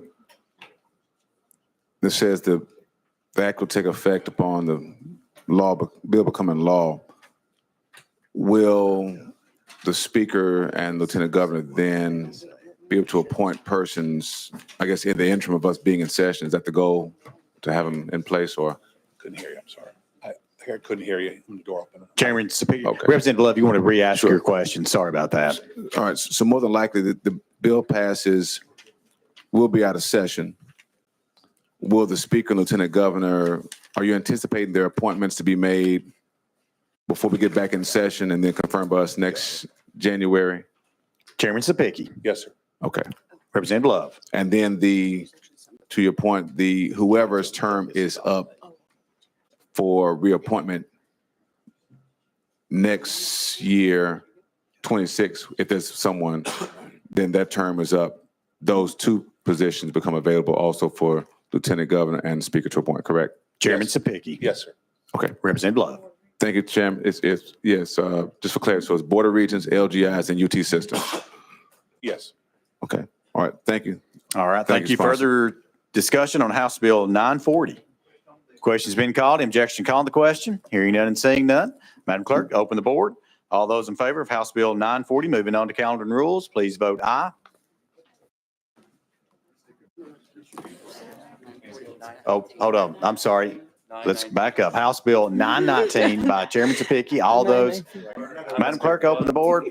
All those in favor of House Bill 919, moving on to calendar and rules, please vote aye. All those opposed, no. Has everyone voted? Would anyone like to change their vote? Madam Clerk, take the vote. What did I write down? Oh, that's Leader Campers. Mr. Chairman, you have 27 ayes, 0 noes. Thank you. The ayes do have it. House Bill 919 moves on to calendar and rules. Thank you, Mr. Chairman. All right. Now we are on House Bill 940, which I wrote down the wrong House bill, so I apologize for that. House Bill 940 is by Leader Camper. We have a motion and a second. We also have an untimely filed amendment. Any objection to hearing the untimely filed? Hearing none and seeing none. We're back on the amendment. That is, we need a motion and a second on the amendment. This is drafting code 007831. We have a motion and a second. Leader Camper, it does rewrite the bill, so we'll go ahead and get into proper posture. So any questions on the amendment? Hearing none and seeing none, we're now voting on the amendment 007831 on to House Bill 940. All those in favor signify by saying aye. Aye. All those opposed, no. The ayes have it. We're back on the bill as amended. Leader Camper, you're recognized. Thank you, Mr. Chair. Mr. Chairman, and remember, this is the personal watercraft bill that's been worked out with all the stakeholders, Senate leadership. I want to personally thank Chairman Vaughn for his input and asking me to put it off until next year. And wise counsel he gave me. What this does is it raises the age a person can operate a personal watercraft from 12 to 14 on weekends and holidays. And again, it's making the effective date January 1, 2026. It's not to affect the current summer season that we're about to embark upon. Thank you, Mr. Chairman. All right. Thank you for this description. The questions has been called. Any objection to calling the question? Hearing none and seeing none, we're now voting. Madam Clerk, please open the board. All those in favor of House Bill 940 moving on to calendar and rules, please vote aye. All those opposed, vote no. Has everyone voted? Would anyone like to change your vote? Madam Clerk, take the vote. Mr. Chairman, you have 25 ayes, 0 noes. The ayes have it. House Bill 940 moves on to calendar and rules. Thank you, Leader. That brings us to House Bill 662 by Chairman White. Do we have a? Okay. All right, we are on House Bill 662. Do we have a motion and a second? We have a motion and a second. And Chairman, it looks like we do have an amendment that has been filed. It is untimely. An objection to calling the untimely. Hearing none and seeing none, no objection there. We're back on the bill. We do have an amendment 007487. Is that correct, Chairman? Do we have a motion and a second on the amendment? We have a motion and a second on the amendment. We'll go ahead, since again, it does rewrite the bill, we will go ahead and get the bill in the proper posture. So any questions on the amendment? Hearing none and seeing none, we're now voting on the amendment 007487 on the House Bill 662. All those in favor signify by saying aye. All those opposed, no. The ayes do have it. We're back on the bills amended. Chairman White, you're recognized. Thank you very much, committee. Appreciate you getting that in line, and we're working with the Senate, getting some things lined up. 662 is a bill that I've been working on for a while, and it is exclusively for a school district that I represent, the Memphis-Shelby County School District. It is my concern that as the largest school district in the state of 110,000 students, that we are not performing as we should. There's a lot of bureaucracy in the system, and so also at the request of so many in our community that are asking for asking for support. For a city like Memphis, it's important that you have a strong K through 12 system. And our performance rates in our K through 12 are not where they should be. As I've mentioned in subcommittee and other committees, our proficiency rate in math is 17%. Our proficiency rate in reading is 23%. And for example, in 2024, our third grade ELA proficiency was 27.4%, but then you get to eighth grade, it goes down to 14.6. Third grade math proficiency is 26%. It goes down to 14% when you get to eighth grade. We're not keeping our children. We've got too many that are chronic absenteeism, too many that are dropping out. And I think it's time that we address an issue of a system that has a $1.8 billion budget, $900 million from the state. As I pointed out, the reason I think this is important that we do address this is because as we passed the budget yesterday, Chairman, $6.9 billion is in public education, K through 12 in Tennessee. Our system gets $900 million, which I'm grateful for, but that's $1 out of every 7, which means one district gets $1. The rest of you across the state share the other $6, 146 districts. So I think it's something that we have to address, not only for the future of our city. We've had a lot of youth violent crime over the last couple of years, and if you don't have the young people in school, if they're not successful in school, they drop out. And as I mentioned before, I'm giving you reasons why I'm bringing this, but let me just go into the bill. This particular bill creates an oversight board, a little bit different than what I presented in subcommittee. It's an oversight board, which will be made up of 9 people appointed. They will all be Shelby County, Memphis people who are highly qualified in K through 12. And they will be appointed by the governor, the House, and the Senate Speaker. They will serve for a term of 3 years with an optional term of 3 more, should the Department of Education Commissioner deem it should be. And their main function will be oversight over budget, contracts, facilities, as well as charter authorization. And I will get into details you have, but that's the gist of the bill and the reason that I'm bringing this bill. All right. Thank you, Chairman White. Members, again, we are on House Bill 662. You've heard the description. Any discussion? Representative Parkinson. Thank you, Mr. Chair. Chairman White, you mentioned in the subcommittee, I'm not sure if you mentioned it here, that there were too many deficiencies and you wanted to address deficiencies in Memphis and Shelby County schools. And you've addressed deficiencies in Memphis and Shelby County schools before, and it was called the Tennessee Achievement School District.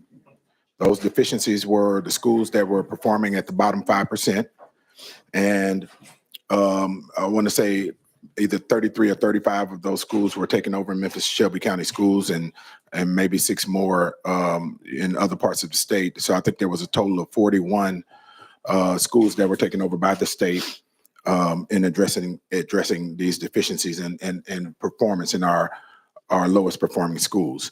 The majority, probably a little bit over 90% of those schools that addressed the deficiencies had performed with more deficiencies than the schools that they were addressing. And they basically, from 2012 to present, 13 years, which is a whole class of students, plus 1 year, performed worse than our worst performing schools in the entire state. And that's a fact. We're on the same page there, I hope, because that's a fact. And so where now does the state of Tennessee qualify to take over Memphis and Shelby County schools when the entire state of Tennessee has failed in education itself? That's my first question. Okay. Chairman White. Well, first of all, this is an oversight board. It's not taken over. This oversight board will have the authority to work with the current school board. We moved off the board of managers, which did have more of that authority. And so we want an oversight board to work with the board and to look, we have a lot of bureaucracy in a system that's 110,000 students. That's very hard to change, but I'm glad you brought up the Achievement School District. For those of you in the committee who may not be familiar with that, back on the Haslam administration, it was an attempt to, in communities like Memphis, and there's some in Nashville, where schools that are in the bottom 5%, the very bottom 5% of all your schools. And so these are the ones that are failing, that nothing's happened. So to our good fortune, Governor Haslam, and during that time, they decided to invest hundreds of millions. The question was, I think you said 2 billion, but that's in total over time. And I've always said how fortunate we were that the state of Tennessee would invest that kind of money trying to bring up those low performing schools. So they created the Achievement School District. As you know, we just passed legislation this year that we were phasing that out, and a lot of these schools have become charters over time. But it was an honest attempt to address some failing schools. And so here we are again. But that doesn't negate the fact that we are not performing today. And if we don't address why we're not performing and get a handle on this, then we will continue to go down this road where the state will continue to have to invest more money into a system where we have low performing. So I think it's a good thing that the state came in and tried to correct something. It was a very hard lift in low economic areas, but thank you. Can I Representative Parkinson. Thank you, Mr. Chair. You mentioned, Mr. Chairman White, you mentioned that we have a lot of bureaucracy in Memphis and Shelby County schools, and you're adding another board, oversight board, to that. That's interesting because that adds to the bureaucracy that you just mentioned was an issue and giving you reason to create the oversight board. And and that's not smaller government. That's bigger government. You're adding more bureaucracy to an already bureaucratic heavy institution, per your words. Would you like to address that? Absolutely. And I totally disagree. We're not adding bureaucracy. We're putting in place a oversight board that can then begin to peel back the layers of the bureaucracy and see why. I talk to businesses every day in our community who would love to come in and work with the schools. They contact the bureaucracy of the system, and they never get back with them. And so you've got businesses that would be willing to put money into things. It's just such a tough bureaucracy of a system right now that we really can't turn the boat anymore. So this is an oversight board that will help us peel back those layers of bureaucracy. Representative Parkinson. Thank you, Mr. Chair. Let me pivot real quick to this question. And I think it's important for the full body to hear this. Based on this, we talked about it in sub. So based on this legislation, the items that would qualify for a school district to have, and when I finish the question, if you don't mind, you can list them. Would those schools, that school district, Memphis and Shelby County Schools, is the only one you're targeting, if I'm not mistaken, would have to qualify through these different tenets that you listed in your amendment, right? And those tenets would already have to be happening. So if this bill passes next week, and it goes to the governor for signage, how do we punish or tie a school district to this based on where they are now, and that law didn't exist. So you're saying that, okay, you have to have county commission issued a no confidence vote, this many schools in priority, such and such and such and such. Those are the qualifications that you list in your bill. But right now, this law does not exist. So how do you pass a law and then retroactively go back to qualify the district that you want to get under a law that did not exist with those qualifications? There's no law right now. So how do we do legislation retroactively? To me, that's like saying, hey, you did this act and committed this crime. I'm going to draft legislation that addresses that crime that wasn't a crime before. And now when I pass this bill that makes it a crime, I'm going to go back and get you for doing the crime based on a law that didn't exist at the time you did the crime. So I'm concerned about the retroactive nature of this bill. And it would seem like once this bill passes, and I do want you to address it. It seems like once this bill passes, then those tenets, if those tenets are achieved, then that would trigger the bill. But I don't remember us doing retroactive legislation the entire 15 years I've been here. Chairman Watt. What you just said really doesn't make a whole lot of sense to me. I am trying to correct a issue, and so you put down the things. We're looking at the system that we are not performing well. So you put things in place. Now, we have 147 districts. If any other member in here has an issue with their district, they can work on this. I'm working on the one that I represent I believe that is inefficient. So you put down these categories. Here's where we are, and now we're put in place so that we can address the inefficiencies of the system. So you've got to put something in place. And these 5 categories I put down, that just drills it down. It applies only to our district and not everybody else. All right, thank you. Representative Shaw, you're recognized. Thank you, Mr. Chairman. To be brief, I had 3 questions was text me to ask you from someone from Shelby County. Who will pay for the unfunded mandate? Chairman Watt. Will the locals pay for it, or will the state pay for it? When you say unfunded, give me a little bit more description of what Representative Shaw. You're creating this board. Yeah. And of course, that's going to cost money one way or the other. I don't know whether you pay them or not, but there's going to be some money involved. Yes. Is that going to be local government expense or state government expense? Yes, it would come directly out of the local LEA. These people had to put in a lot of time. So these 9 members, they will have the same compensation according to legislation that the elected school board has, because they're going to have to put in a lot of time. Representative Shaw. But there's no state, it all comes from the local school board's budget. So that would take, thank you, Mr. Chairman, that would take money then from the school system that the kids ought to be getting, is the question they have behind that. Chairman Watt.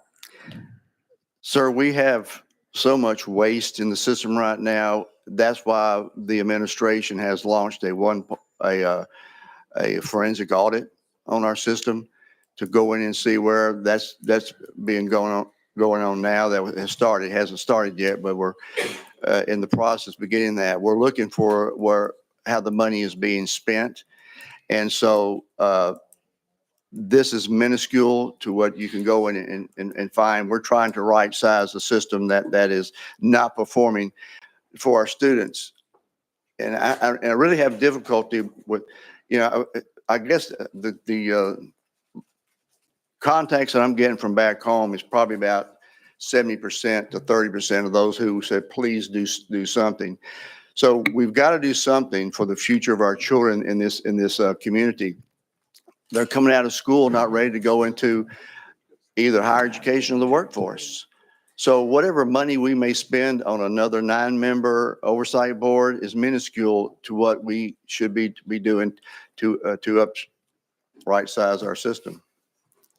I'm sure the persons are listening. The second question was, something that was brought up a while ago, back in 2011, the basically what they said, your idea was the Achievement School District would cost about $2 million or $2 billion, excuse me, that failed and didn't do well. Why do you think they should listen to you now? Chairman White.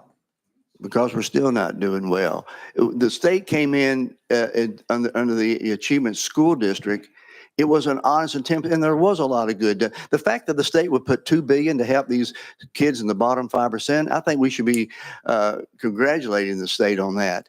But after 10 to 15 years, the issue with your low performing priority schools is a tough thing to move. A lot of these schools did go into charter schools, and they're currently there. So we're kind of talking about apples and oranges. What I'm looking at, ASD was a intervention where the state came in and they brought in teachers and they took over certain schools because they're in the bottom 5%. And by the way, no one was addressing these for decades before that. They stayed in the bottom 5% until the state came and said, let's see if we can't do something about it. So, that's that. But we're trying to address something where we can peel back the layers of bureaucracy and see why we're not performing the way we should be as a system. Representative Shaw. Thank you. And this is final. Thank you for indulging me, Mr. Chairman. You keep emphasizing they say chartered schools as Memphis school properties.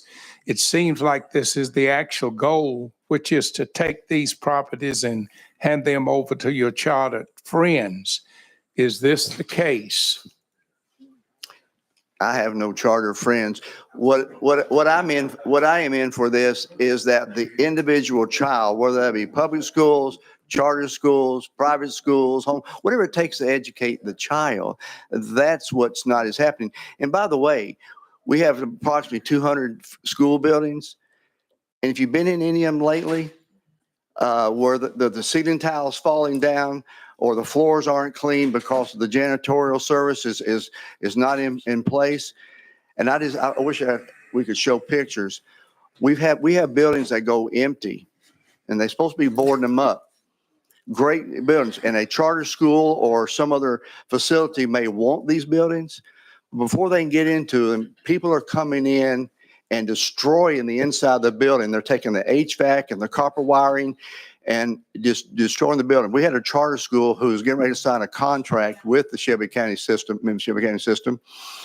and take over the building and put $1 million and upgrade it and turn it into a charter because it was sitting empty. Before they get in, vandals came in, did $4 million worth of destruction, so they had to walk away. So now you got a blighted building in the community. And when I sit down with the superintendent that's there now, says, this is criminal, what's happening? Well, they're supposed to be being boarded up. We don't have the right management right now, and we've got to right size things. Leader Camper.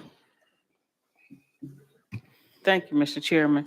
Chairman White, you said something about financial waste.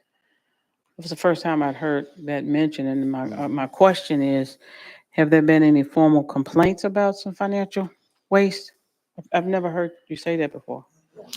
With respect to this, any formal complaints been filed? I'm curious about that.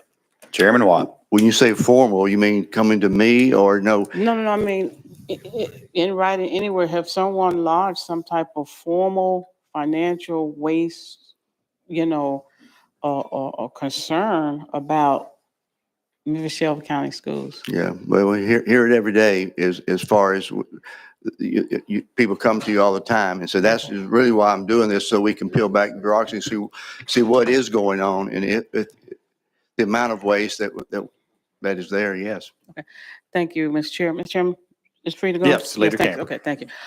And so this is really why I appreciate the fact that the speaker wanted the forensic audit, because I think it's going to reveal some truths, for real, right? Mm-hmm. And not this perception that somebody believe is true, and then we walk down a path because somebody said something to us about something.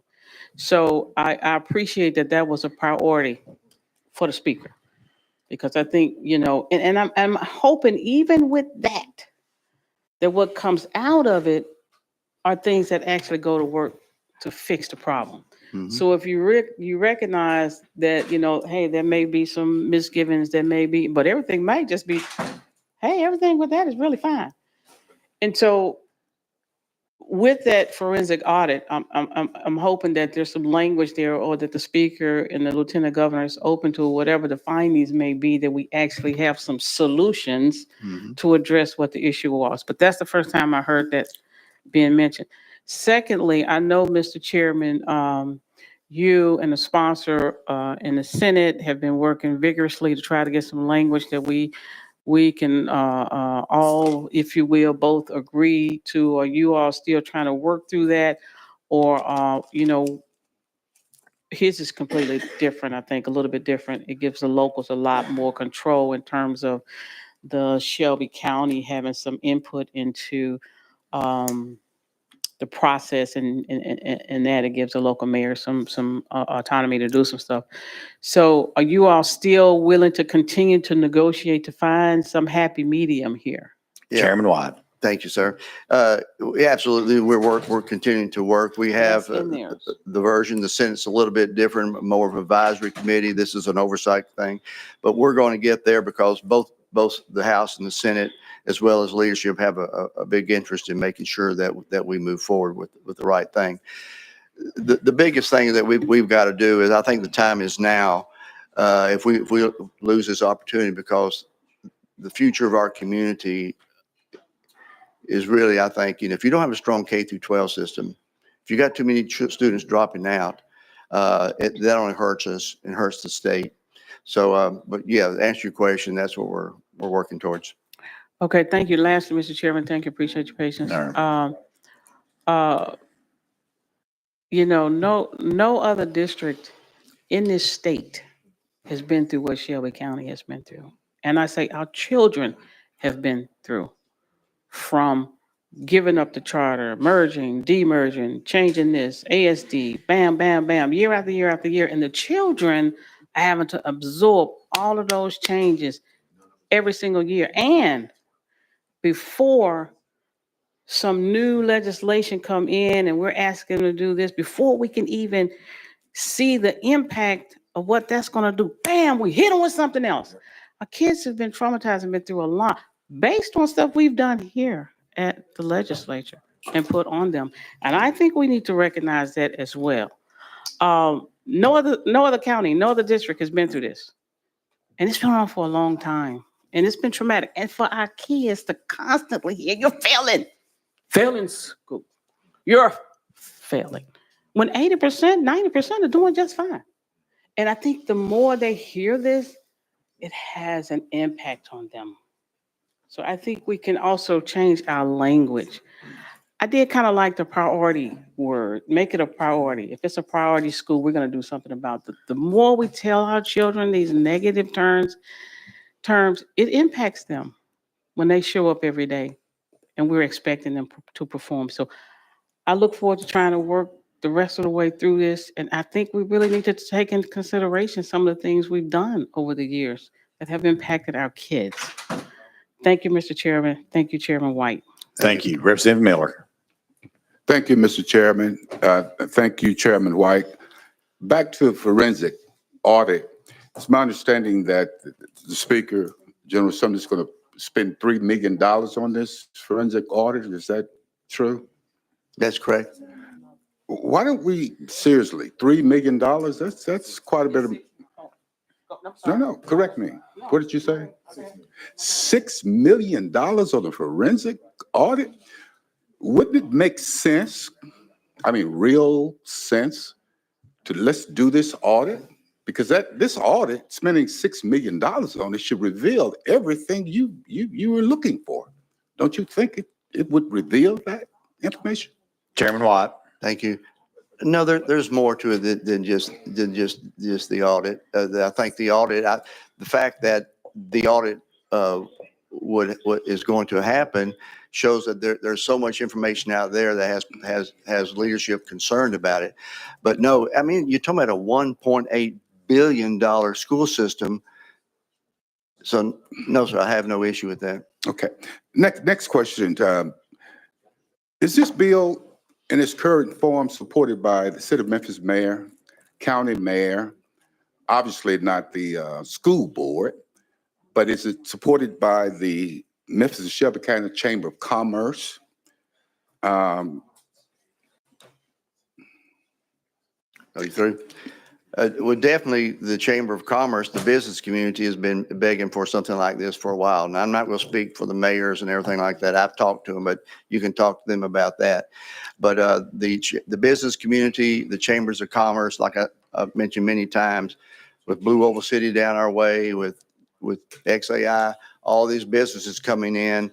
And when you've got 8,000 students coming out of this system every year graduating, and only 1 out of 4 are qualified to move on to either the workforce or some form of college, then we're hurting our ability as a community. Thank you, Mr. Chairman. And Mr. Chairman, what I think I understood you to say is that elected officials, all the elected officials in Shelby County do not support this legislation.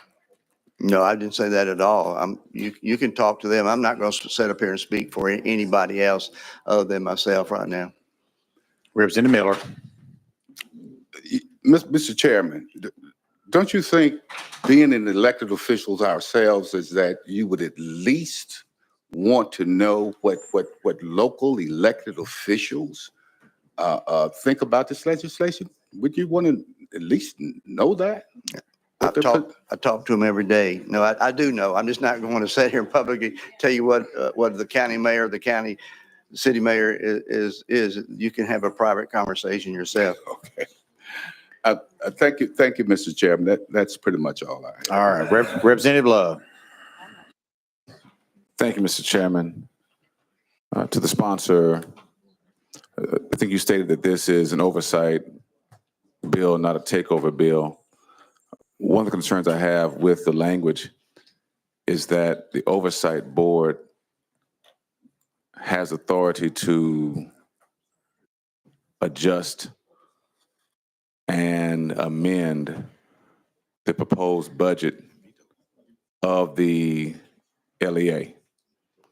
So before the school board sends the budget to the funding authority. So for example, Metro Nashville Public Schools, if we would ever end up in a situation that qualifies us to have an oversight board, then the oversight board would be able to veto and reject or amend the Metro School Board's budget that's being sent to Metro Council for approval.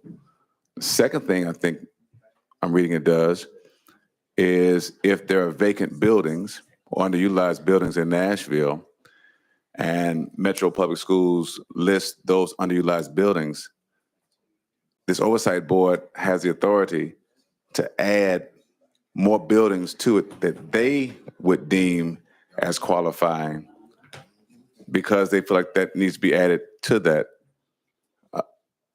Am I wrong in reading the bill that way? Chairman Watt. First of all, make sure this does not apply to Nashville. This is strictly written for Memphis Shelby County schools and our system. But the way you describe the thing, that you're right. The oversight board does have the authority to look at the budget. The duly elected school board will submit their budget and the oversight board can look at that. And they do have veto authority if they think there's some things in it that they shouldn't. And then they send it back to the board. So this is the way that you work on the bureaucracy. They send it back to the board and then they start negotiating and get explanations to why you want this or why you don't. Representative Love. Thank you. So no other school district is going to be affected by this legislation. Is that because of provisions made in the bill that qualify Shelby County schools right now? Correct. Okay. Well, I still have concerns about the takeover nature. Primarily, I will say this. Leader Camper's point was correct that I think Shelby County school system has had some tremendous things legislatively done to it. And I too have sat on the education committee and have watched the various measures we put in place to try to correct some things. And I've always had concern about the fact that we did not give those cures time to actually work, but found ourselves, Joe Pitts would always say this in Education Committee, we are building the plane as we're flying it.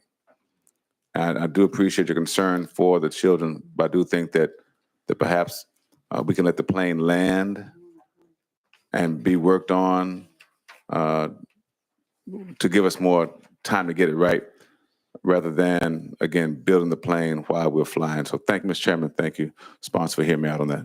Thank you. Representative Garrett.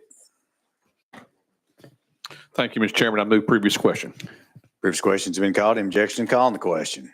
Hearing none, seeing none. Madam Clerk, please open the board. All those in favor of House Bill 662, moving on to calendar and rules, please vote aye. All those opposed, please vote no. Has everyone voted? Would anyone like to change your vote? Madam Clerk, take the vote. Mr. Chairman, you have 16 ayes, 5 noes. The ayes have it. House Bill 662 moves on to calendar and rules. In committee, thank you for giving me your time. Appreciate it very much. Thank you. All right, let's make sure.